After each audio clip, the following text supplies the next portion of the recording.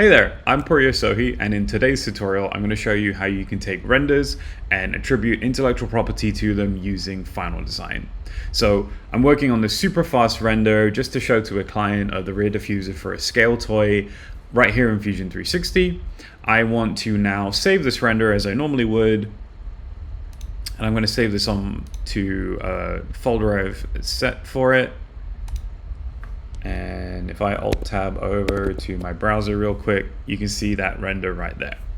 So now if I go over to Final Design, which I have open already, I can go ahead and hit submit and authenticate, and here under the 2D files, go ahead and select the file that I want.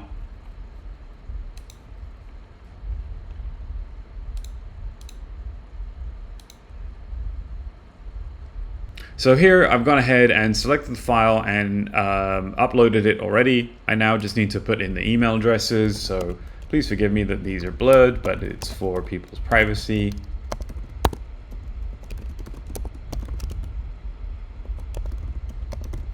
And I can go ahead and say what tool I use. So in this case, I used Fusion. So I'm gonna go ahead and submit the new file.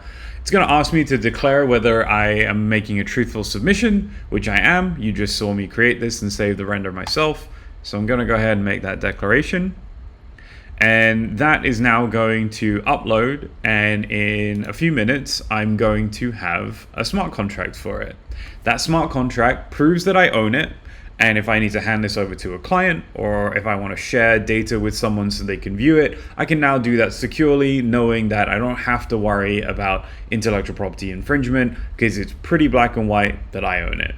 And it really is just that simple. So on screen right now, you'll see the smart contract with the smart contract hash just blurred out for the privacy of the file, but that's how this works. If you're interested in learning more about Final Design or Final Aim, go ahead and click the link in the description and follow us on Instagram or Twitter. Thanks again.